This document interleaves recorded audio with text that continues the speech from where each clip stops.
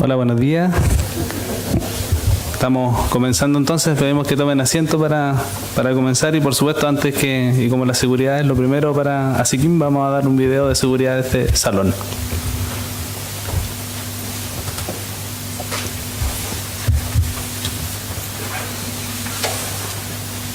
Hoy día no vengo a dar las claves del éxito, porque ustedes ya las conocen. You know them.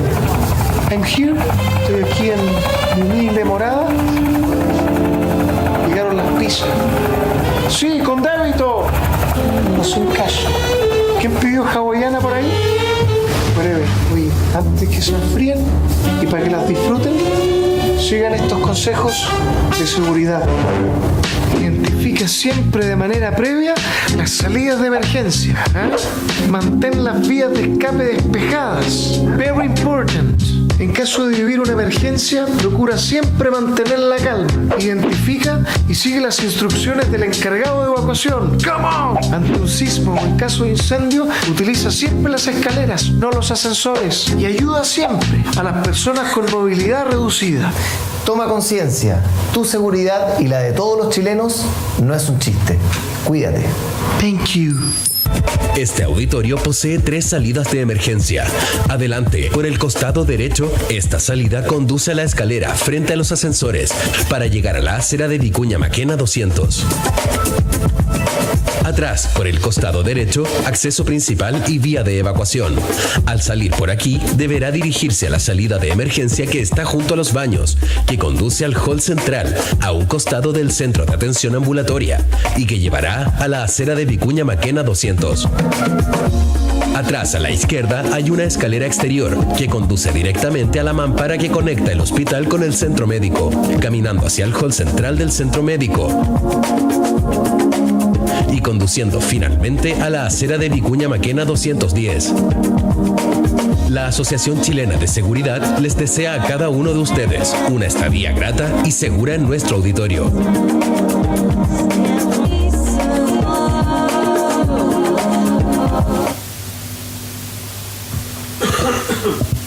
Bueno, muchas gracias por haber prestado atención. Entonces hoy día estamos partiendo este seminario que titulamos de actualización normativa, que fue concebido en realidad en la asociación a propósito de la creación de nuestra Comisión de Asuntos Regulatorios y que quiere de alguna manera abordar algunos temas que si bien es bien sabido que la regulación se va actualizando y es una preocupación constante de nuestra empresa, no habíamos tomado nunca como una oportunidad de tal vez hacer un pequeño filtro, alguna priorización de cuáles son las principales modificaciones y cómo ellas afectan a nuestro sector industrial.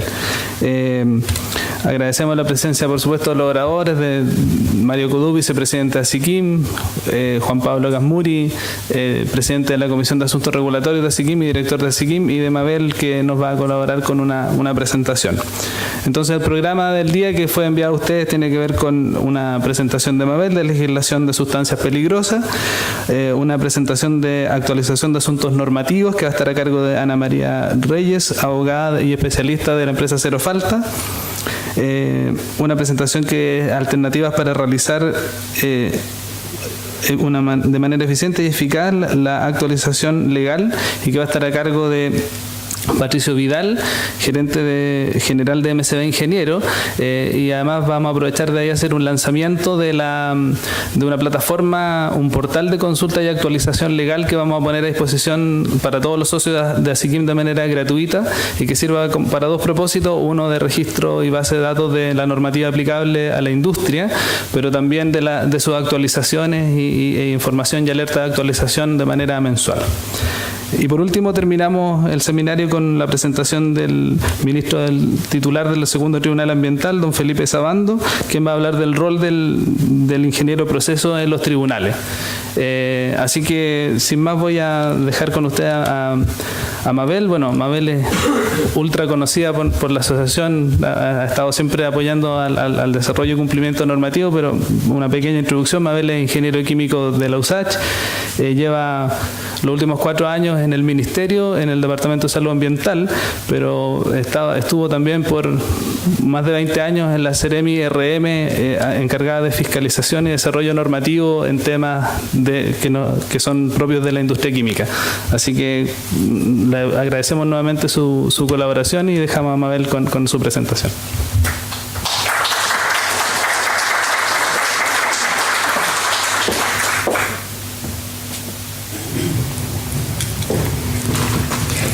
Hola, buenos días. Bien, haremos una rápida y pequeña barrido por la normativa sanitaria y ambiental que emite el Ministerio de Salud, que tenga relación con las sustancias peligrosas, ¿ya? Y en qué estado están las actualizaciones de algunos de los reglamentos. ¿Con cuál? Ah, aquí está. Ya, gracias.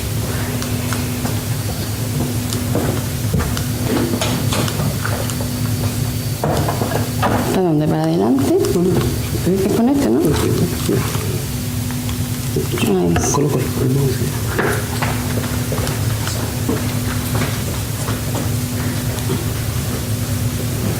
Ya vamos.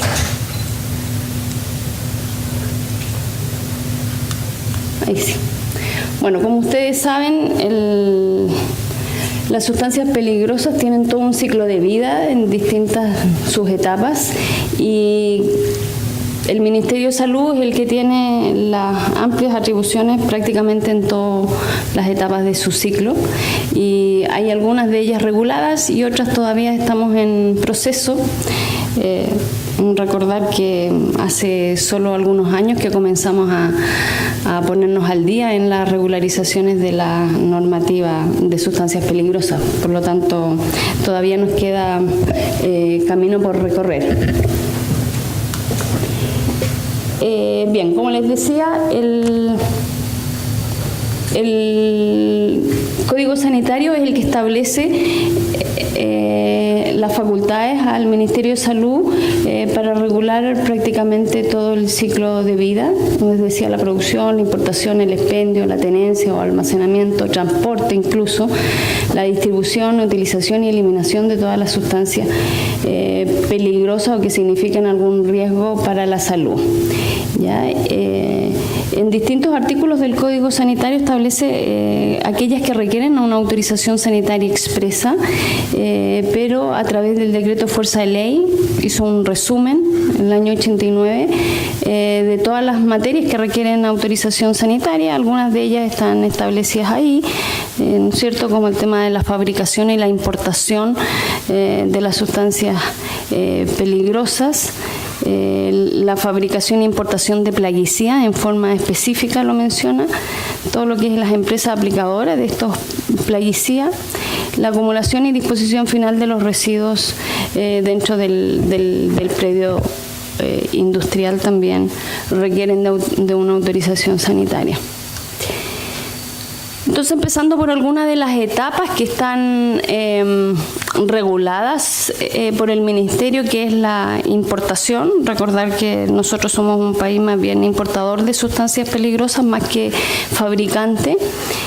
Y además del Código Sanitario, también existe la Ley 18.164, ¿no es cierto?, del Ministerio de Hacienda, que imparte instrucciones respecto al desaduanamiento de las sustancias peligrosas, y entonces aquí establece, además de la autorización de importación, un certificado de destinación aduanera, que es el que autoriza a que las sustancias, una vez que llegan al puerto, se lleven a un lugar de destino, a una bodega de destino previo a la autorización de importación, ¿ya? Por lo tanto, existen dos partes en esta autorización de importación. La primera es el certificado de destinación aduanera, y después, para poder usar el producto, distribuirlo, se requiere la autorización de importación que otorgan las Seremis de Salud en la bodega de destino declarada. tanto en el Código Sanitario como en la Ley 18.164 establece sustancias peligrosas y por lo tanto siempre es necesario definir qué se entendían, ¿no es cierto?, por sustancias peligrosas y entonces el año 2016 el Ministerio actualizó la resolución 714, que es la que listaba las sustancias afectas a este proceso de importación, y entonces el año 2016 actualizó este listado. ¿Ya? Y este listado aumentó en cantidad aproximada de 900 sustancias. Establece 3 tipos de lista o categorías de sustancias afectas a la importación. Lo primero, además, aclarar aquí que a diferencia de la 714 define lo que es una sustancia y además aplica también a lo que es mezcla, y entendiéndose por mezcla todo aquello que pueda ser una materia prima, producto terminado, ¿ya? Por lo tanto, aquí aplica esta resolución a todos aquellos productos, ya sean de uso industrial o de uso profesional o de uso de consumo directo para el usuario o de consumo general, como también llaman. ¿Ya? Entonces, en este primer lista, digamos, están las sustancias y mezclas que presentan peligros físicos y peligros para la salud, pero no solo de los efectos agudos como se establecían anteriormente, sino también de efectos crónicos, y en este listado entonces se incorporan aquellos posibles carcinogénicos, mutagénicos, sustancias tóxicas para la reproducción y toxicidad sistémica por órganos diana, por exposición única o repetida. ¿Ya? Y hay alrededor de 1900 sustancias. Recuerden que este listado en general está lo lista las sustancias puras, ¿ya? Y después están las sustancias que son utilizadas principalmente, no necesariamente, como ingrediente activo para formulaciones de plaguicidas o mezclas, o formulaciones como tal ya de plaguicidas, pero de uso sanitario y doméstico. Recuerden que los plaguicidas de uso agrícola son de competencia del SAC y son ellos los que autorizan la importación. Bueno, en este listado son, insisto, sustancias principalmente que se usan para la formulación de plaguicidas, pero no necesariamente, también pueden tener algunos otros usos, ¿ya? Y se hablan aproximadamente de unas 503 sustancias. Y por último, y ahí no es un listado, sino menciona todas las sustancias o mezclas comercializadas como productos con acción antimicrobiana, ¿ya? Es decir, todos aquellos que son desinfectantes, ya sea de uso para la industria o de uso industrial, o todos aquellos productos que son de uso para el hogar principalmente. Ya aquí están todos los desinfectantes o cualquier otro producto que se comercialice como con acción antimicrobiana. Ya. Entonces aquí establece la lista de sustancias, no obstante establece también en la 408 la forma o el criterio para definir cuándo una mezcla es peligrosa o no, cumple con estos criterios. Por lo tanto, hace mención estrictamente a los peligros físicos. Si cumplen aquellos criterios establecidos en la norma chilena 382, esa mezcla le corresponde una autorización de importación, y aquellos que sean listados por sus efectos crónicos, entonces establece unas tablas de acuerdo al porcentaje de concentración en la mezcla. Entonces dice si se considera o no esa mezcla como peligrosa crónica, y por lo tanto le corresponde la autorización de importación. Recuerden que aquí la autorización de importación es para las sustancias y mezclas peligrosas, ¿ya? Y por lo tanto aquí siempre hay hartas dudas, porque no necesariamente una mezcla que contenga un componente listado en la sustancia significa que requiere autorización de importación. Esa mezcla debe mantener la peligrosidad del componente en el caso de que sean componentes listados por peligros físicos como o defectos agudos como los mencionados en la norma chilena 382. ¿Ya? Es un poco para aclarar porque siempre hay dudas al respecto. Bien, en la importación existe solo la 408 que lista esta sustancia. No obstante, no existe un reglamento de importación. El que se elaboró, confeccionó una propuesta de reglamento ya hace prácticamente un año. Se iba a emitir este reglamento, se iba a dar curso, digamos, donde principalmente este reglamento establece el procedimiento el proceso de importación.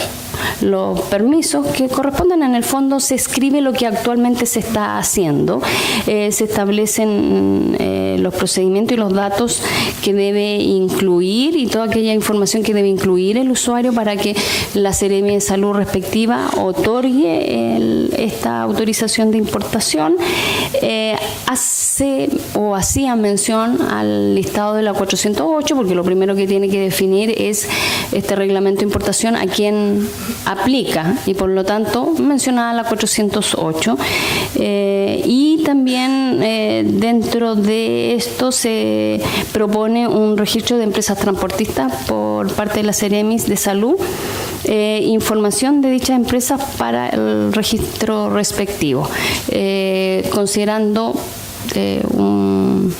la demora de la actualización del reglamento de transporte, creemos que es necesario, considerando que en la ley 18.164 se establece que se debe identificar la empresa de transporte que haga el traslado de las sustancias desde aduana hasta la bodega de destino. Por lo tanto, creemos que es conveniente establecer algún sistema de control respecto a estas empresas que transportan las sustancias peligrosas y para eso entonces se establecen algunos datos y requisitos mínimos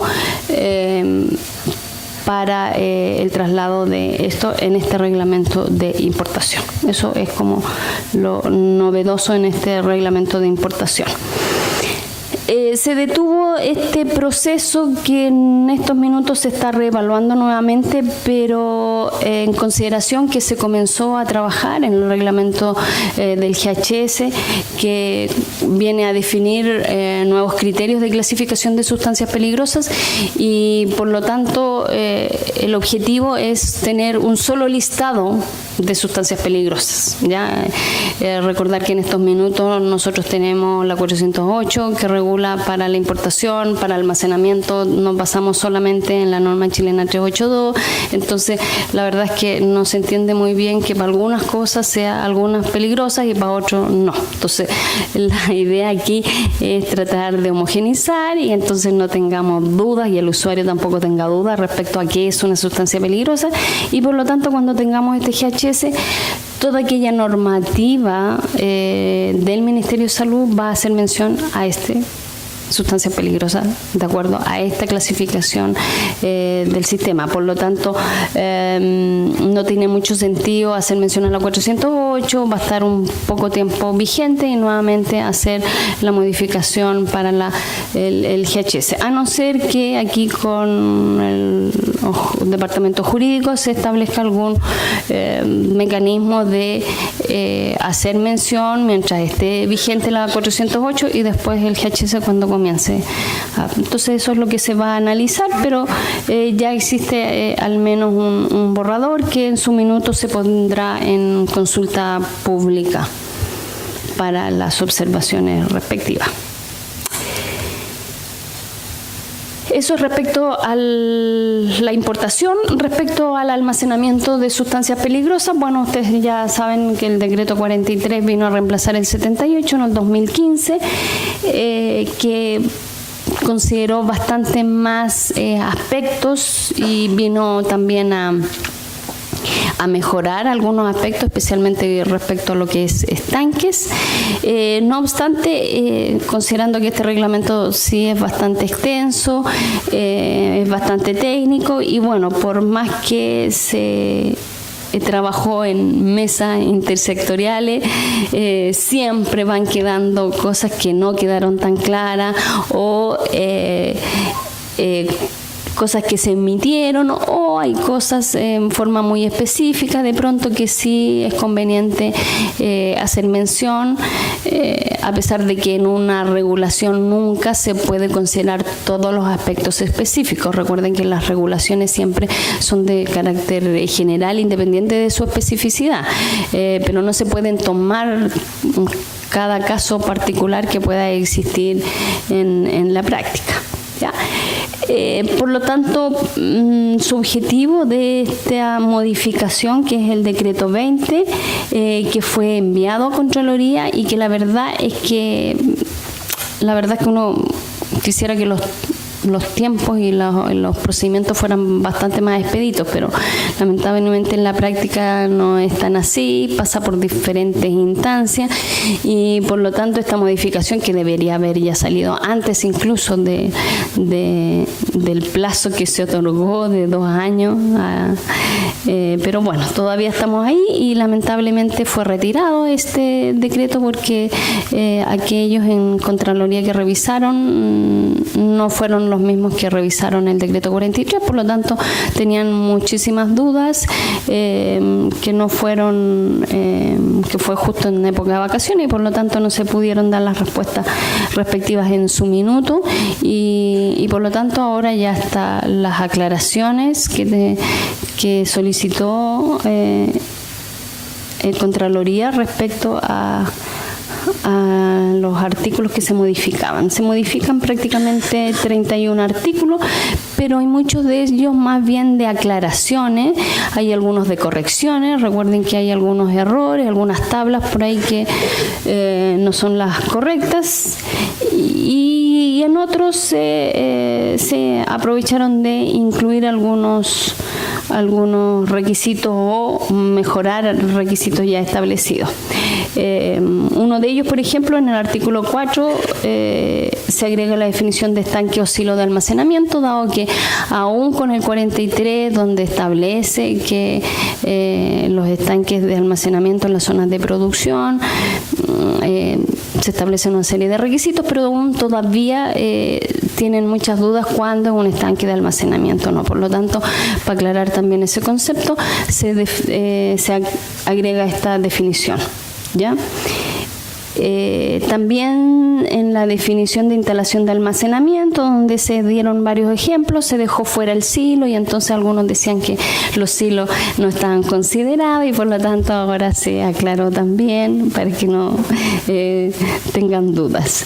Respecto a las capacitaciones, que si bien se establecen las temáticas, quién debe otorgar, no se establece el tiempo. Ahora el tiempo es relativo porque va a depender de qué tantas sustancias y qué tanta cantidad de trabajadores tenga la empresa, y por lo tanto de acuerdo a eso variará, pero no obstante, dadas las temáticas que existen y que son exigibles, se establece un tiempo mínimo de 8 horas. Se hace algunas excepciones cuando un poco menos de horas en un caso particular. También en el artículo 44 da la posibilidad de aquellas empresas que puedan almacenar cantidades mayores a la establecida en el reglamento, y no queda sujeto solo a las clases 2, 1, 3 y 4 como está en el 43. Obviamente previo a un estudio de análisis de riesgo o de consecuencia e implementación de medidas adicionales, sí, por supuesto, a las establecidas en el reglamento. En el artículo 64, en las zonas de carga y descarga, establece requisitos específicos cuando esto se realiza al interior de la bodega. Ya en general lo que establece el 43 es asumiendo que la carga y descarga se realiza al exterior de la bodega. Ya, pero en algunos casos es factible de realizarlo al interior, y por lo tanto se establecen requisitos. Hay una tabla respecto a los peróxidos orgánicos que se modifica para hacerla también congruente, porque ahí había uno con lo establecido en las bodegas comunes que establecían ciertas cantidades. En el 107, en las zonas mixtas, se establece requerimiento de distanciamiento y capacidades máximas. También se aclara aquí que si hay una empresa que en una zona mixta tiene estanque y tiene bodega a la vez, la cantidad total no puede superar las 30 toneladas. ¿Ya? No que sea 30 más 30, que eso tampoco estaba establecido. En el artículo 108 se establece exigencia de un sistema de enfriamiento con agua y se modifica el artículo 108 como está redactado. Se establece una autonomía al menos de 60 minutos, pero para estanques de clase 3 y 4 y 5, pero que superan una capacidad volumétrica de 100 metros cúbicos. Actualmente decía que cualquier estanque tenía que tener un estanque y en algunos casos teníamos estanques pequeños y la verdad es que ahí no se justifica mucho tener una envergadura de lo que significa una red húmeda, ¿no es cierto?, con una autonomía de 60 minutos. Y también en el artículo 130, para estanques, ahí también se modifica. Se aclara entonces que para los estanques de mayor o para la suma que tengamos más de 100 metros cúbicos tengamos una red húmeda, pero además para los estanques que tienen una capacidad volumétrica de 190 metros cúbicos y que tengan un punto de inflamación de líquidos inflamables con un punto de inflamación menor a 37,5, además deberá contar con un sistema de extinción de incendio, no necesariamente automático, pero sí con un sistema de extinción, que esto es distinto a la red de enfriamiento o a la red húmeda pedido a los demás estanques. ¿Ya? Y en el artículo 158, que es uno de los errores que traía el 43, se modifica la tabla de los distanciamientos de los gases 2.3. En el artículo 159, respecto a los silos, se modifica el sistema de control de derrame, se habla de un sistema de contención y que se debe considerar características físicas de la sustancia, la granulometría o la capacidad de escurrimiento, ¿ya? Porque también ahí quedó mal redactado, habían dos artículos que hacían mención. Obviamente no podemos comparar un sólido a un líquido. No obstante, el objetivo es que si existe algún derrame de estas sustancias sólidas, no afecte el funcionamiento de los demás equipos que puedan estar aledaños. ¿Ya? En el artículo 177 y 178, referente a los locales comerciales, se aclara que se aplica el título 2, que también ahí no se entendía o no quedaba explícito. Se establecen cantidades máximas que no estaban establecidas para la clase 2.2 y la clase 9, que también son almacenados en estos locales comerciales. Se aclara que no requieren autorización sanitaria estos locales comerciales. En el artículo transitorio, la verdad es que se habían incorporado, ahora se quitaron algunos cosas, considerando que pasó el tiempo ya del plazo de adaptación que da para los 2 años. Recuerden que ya venció, esto en marzo del 2018, para aquellas empresas que tenían un plazo adicional, ya venció, y por lo tanto ahí se está modificando, pero principalmente se deja que para aquellas empresas que contaban con autorización por el decreto 78, que primero que mantienen su vigencia, porque también es una de las consultas, no queda obsoleta la autorización otorgada por el 78 por la emisión del 43, y que no es necesario modificaciones respecto a condiciones estructurales, distanciamiento y cantidades máximas autorizadas por ese decreto, ¿ya? Aunque hayan sido modificadas en el 43. Esas son algunas o principales modificaciones que establece este decreto 20 respecto al 43. Ya, no está todo, pero hay algunas, las principales. Otro aspecto es el decreto 157, que es el que regula los plaguicidas de uso sanitario doméstico, que es del año 2005.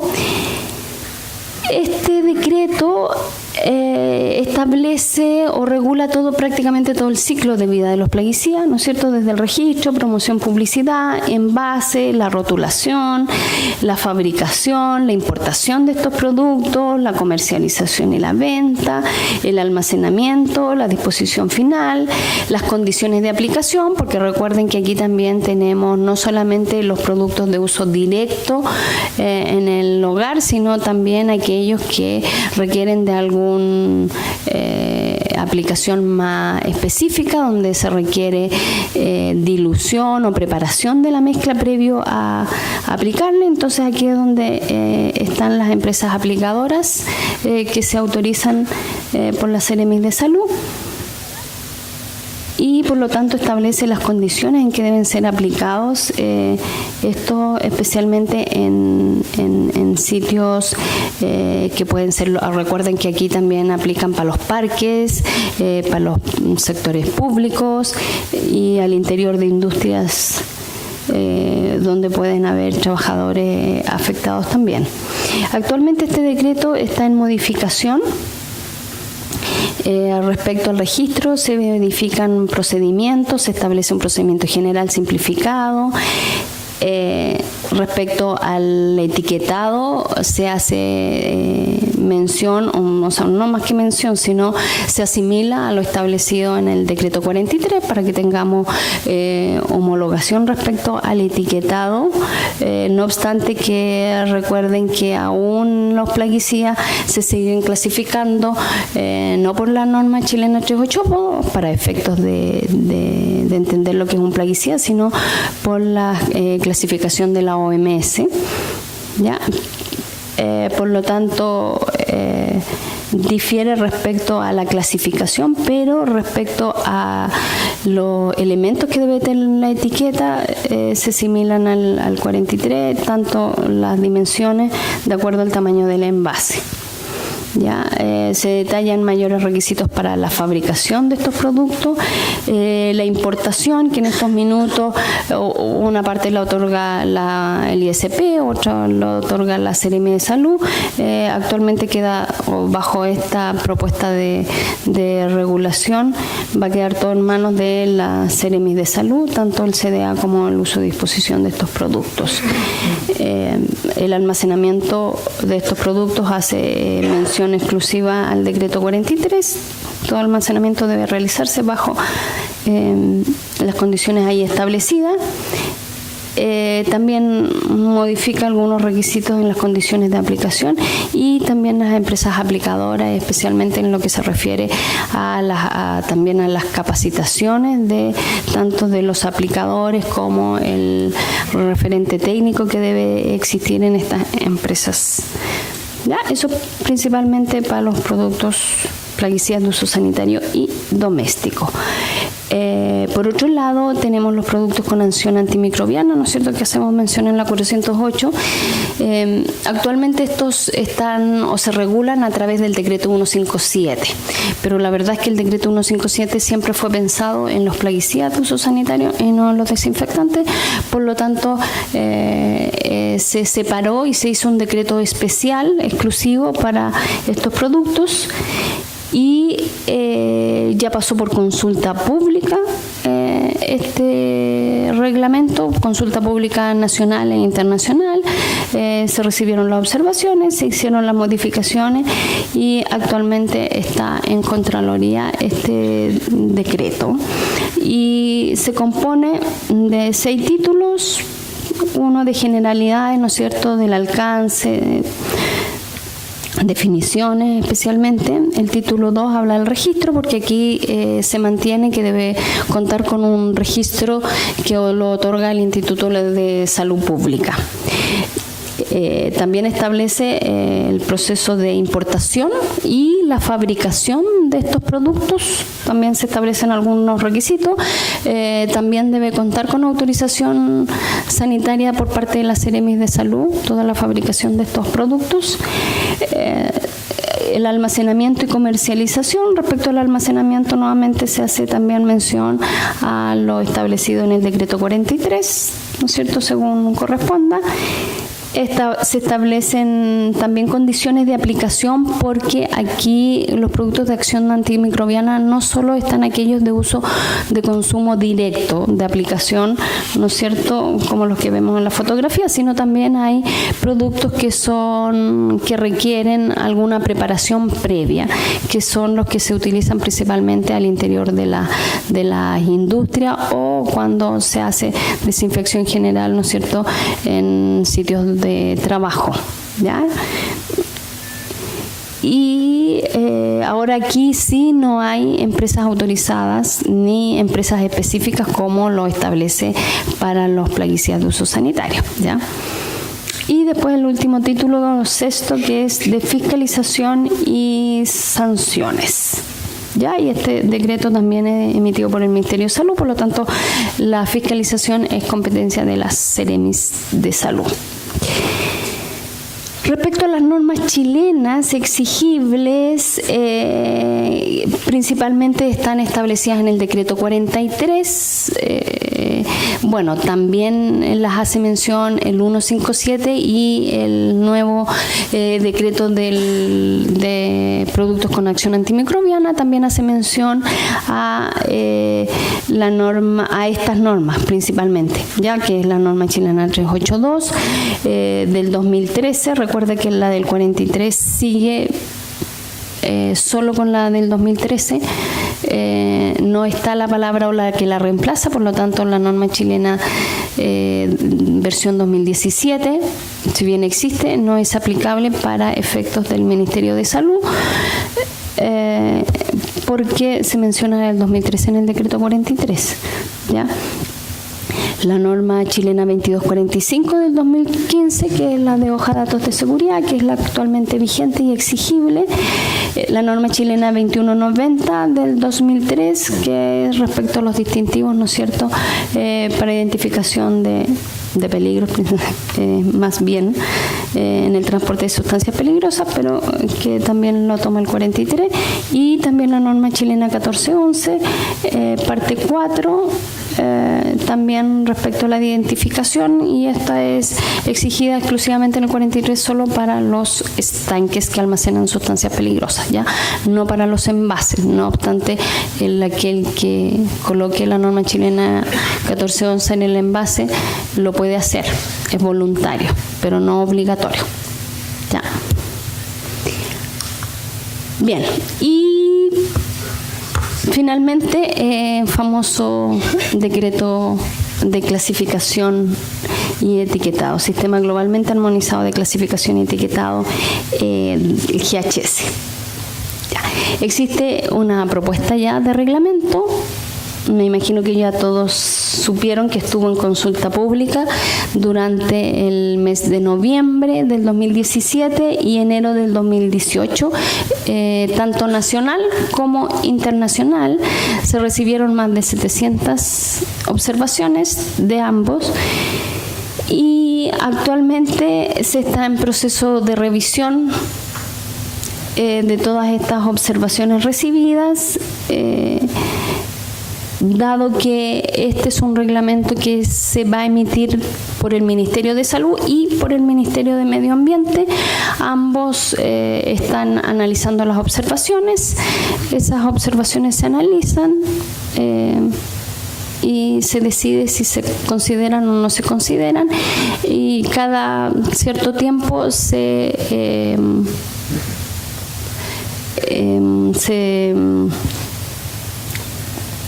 me olvidó la palabra, pero en el fondo se conversan y se socializan con el comité del GHS, que es un comité que ya está armado hace bastante tiempo, que es público y privado, y por lo tanto ahí se conversa, se se indica si se acogió o no se acogió la observación, igual se da derecho a comentar y a dar unas observaciones y finalmente ahí se decide si se acoge finalmente o se acoge parcialmente esa observación. Y bueno, estamos trabajando a full time en realidad, prácticamente la mitad de la semana nos está llevando en esto, porque principalmente porque tenemos compromisos ante la OCDE y bueno, se espera que lo antes posible, aquí se dice en octubre, ojalá se enviara al Consejo de Ministros, considerando que se revisa, o sea, que este es un reglamento que emite el Ministerio del Medio Ambiente también, entonces necesariamente previo al envío a Contraloría tiene que ser aprobado por el Consejo de Ministros, ¿ya? Entonces esperamos que durante este año se envíe y sea aprobado por el Consejo de Ministros. ¿Ya? El país tiene que dar cuentas en noviembre de este año a la OCDE respecto a los cumplimientos que se establecieron, y uno de ellos es que este reglamento esté aprobado, ¿ya? Aprobado al menos por el Consejo de Ministros, ¿ya? Porque Contraloría ya eso es un tiempo adicional. Bien, en términos generales, para aclarar qué es lo que se consideró en este reglamento, es las clases de peligro y las categorías fueron consideradas por aquellas que estableció, consideró la Comunidad Europea en su regulación. Por lo tanto, no considera todas las categorías, sí todas las clases, pero no todas las categorías del GHS. ¿Ya? Y eso principalmente porque se acordó, eso hace mucho tiempo ya, se acordó considerar el anexo 4 del CLP, donde armoniza un listado de sustancias peligrosas con sus diferentes clases y categorías. Considerando que se va a tomar ese reglamento, entonces obviamente que las clasificaciones tenían que ser basadas en eso, porque si no, entonces ahí podríamos tener alguna contradicción con el listado. Y el tener un listado, sin duda que facilita la aplicación, tanto para el usuario como para quien fiscaliza. ¿Ya? Recuerden que el GHS no trae listados de sustancias armonizadas, lo que se armoniza es el criterio de clasificación respecto a las clases y las categorías, ¿ya? Pero se consideró que era más fácil tener un listado. Ahora ese listado es de referencia, es un mínimo de clasificación, quien desea lo toma y quien no hace las pruebas y la información o la clasificación de acuerdo a los criterios establecidos. ¿Ya? Inicialmente este reglamento va a ser aplicado a los productos de uso industrial, también se va a aplicar a los productos de consumo general, ¿ya? Y respecto a los plaguicidas, que siempre es una consulta, se va a aplicar en la medida que el SAC realice las modificaciones a sus regulaciones en forma posterior a que se dicte este reglamento.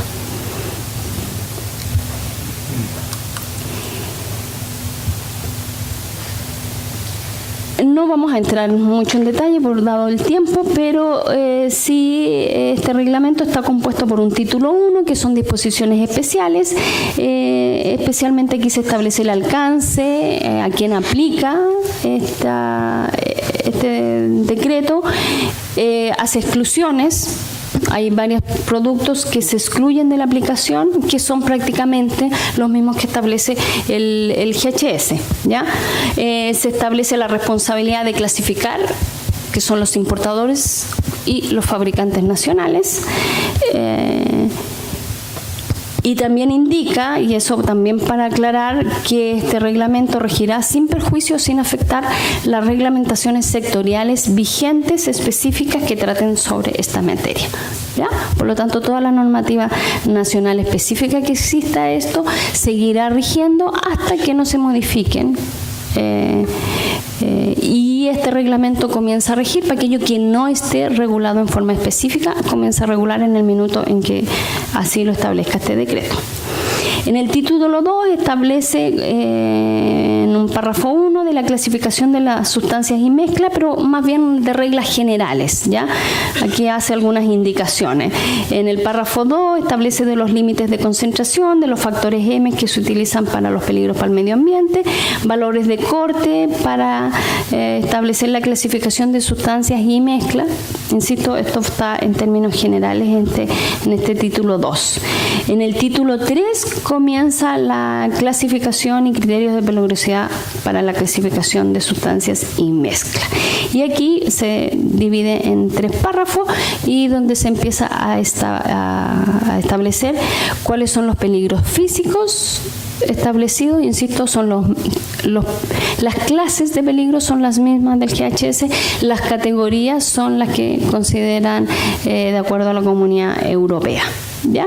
Y por lo tanto aquí se va detallando cada una de las clases y que se entiende y cuál es la metodología para aplicar y para clasificar cada uno de los peligros físicos. Lo mismo hace con los peligros para la salud y con los peligros para el medio ambiente, ¿ya? Este es el título más extenso porque es el corazón del reglamento, ¿ya?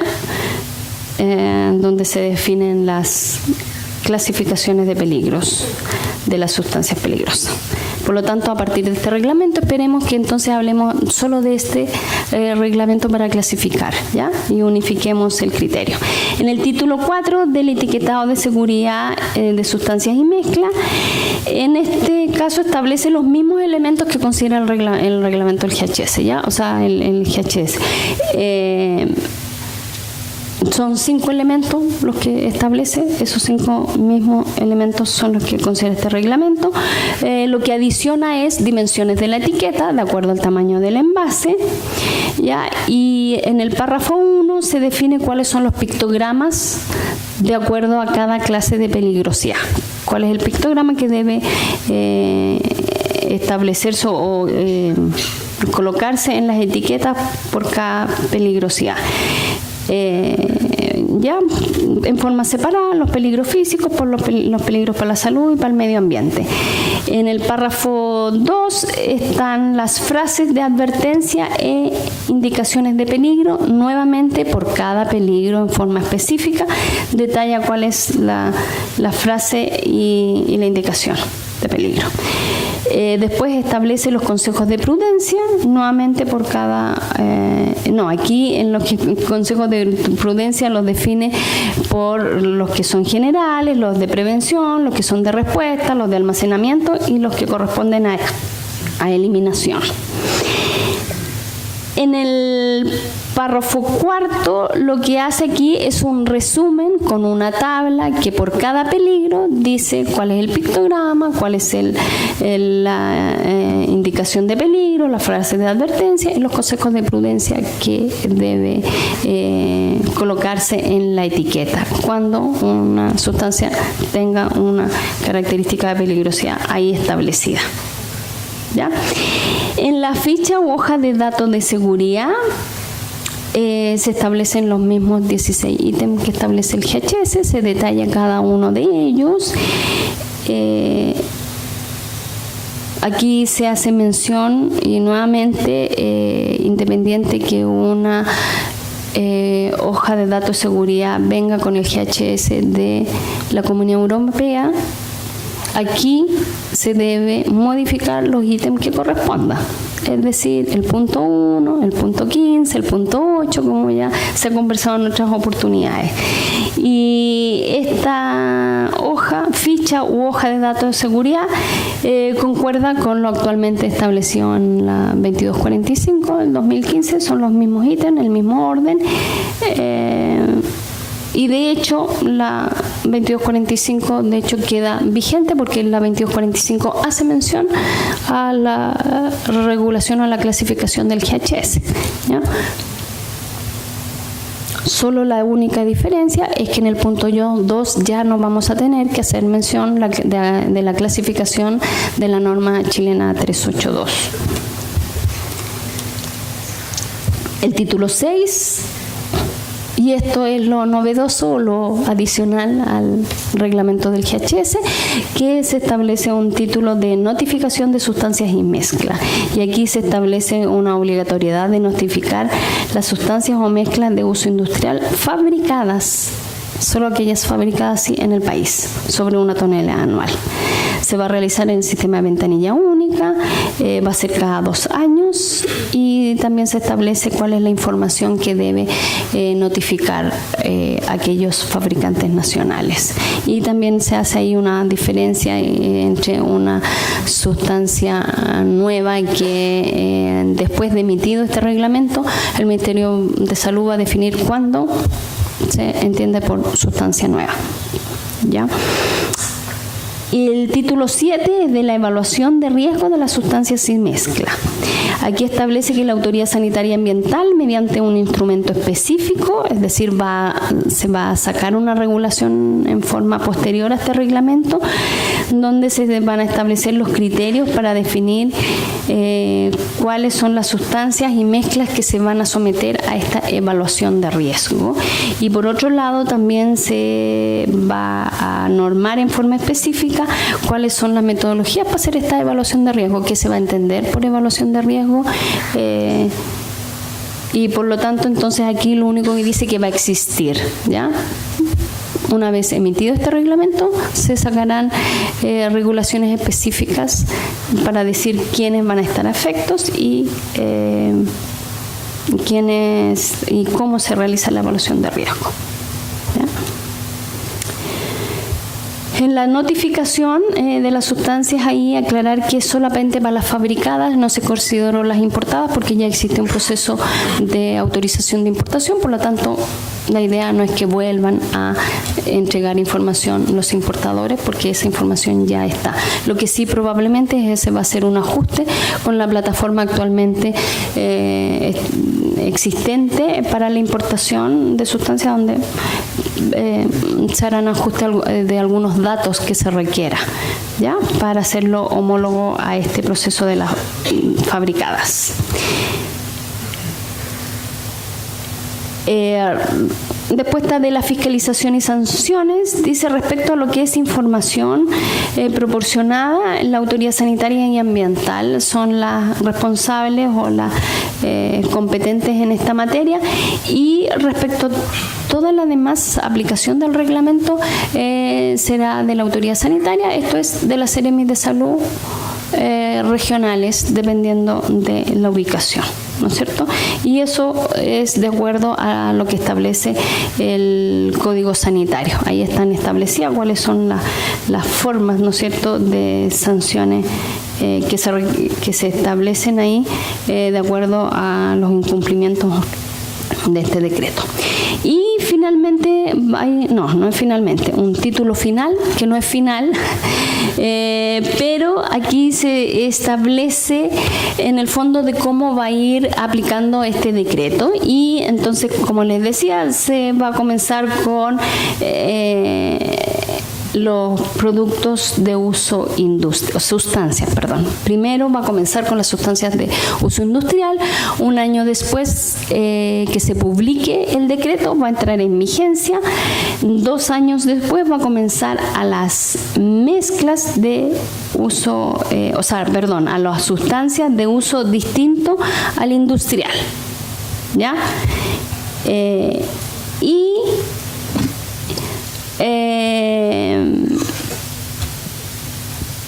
Aquí repetí, un año después, ya. Y después para las mezclas, para las de uso industrial va a ser después de 2 años, y para las de uso distinto al industrial va a comenzar después de 7 años. O sea, para aquellos que quieren reclamar, mejor que porque un tiempo bastante extenso, ¿ya? Después de 5 años va a comenzar para las mezclas, y después de 7 años para aquellas de uso distinto al industrial, porque la idea es primero tener bien claras cuáles son las sustancias, porque Las mezclas vamos a saber si son peligrosas o no, si tenemos bien clasificadas las sustancias. Por lo tanto, se da un tiempo de holgura para clasificar bien todas las sustancias que son puras en el fondo. ¿Ya? Para las sustancias de uso industrial fabricadas en el país, el proceso de notificación comenzará a regir después de un año de la entrada en vigencia del reglamento. O sea, después que ya empiecen a regir las de uso industrial, después de un año va a comenzar el proceso de notificación. ¿Ya? Por lo tanto, el proceso de notificación no comienza al mismo tiempo que la aplicación. ¿Ya? Y para las mezclas también es después de un año que empiece a regir para las mezclas. ¿Ya? No sé si se entiende, un poco enredado. Y respecto a la evaluación de riesgo, comenzará a regir una vez que se dicten los instrumentos que se deban especificar y regular. ¿Ya? O sea, no podemos comenzar si no existe claridad a quién se va a aplicar o qué metodologías se van a usar. ¿Ya? Y finalmente el artículo transitorio, existe un artículo transitorio que es para la implementación de las fichas de datos de seguridad y el etiquetado. Entonces se otorga un plazo adicional de 6 meses después de la entrada en vigencia. ¿Ya? Eso es para dar tiempo a que una vez que yo clasifique mis sustancias, ¿no es cierto? Entonces, después que ya las tenga listitas, entonces 6 meses para yo modificar todas aquellas hojas de datos de seguridad y el etiquetado. Eso, a grandes rasgos, respecto a la normativa aplicable a sustancias peligrosas que tengan relación con el Ministerio de Salud. Muchas gracias. Si tienen consultas.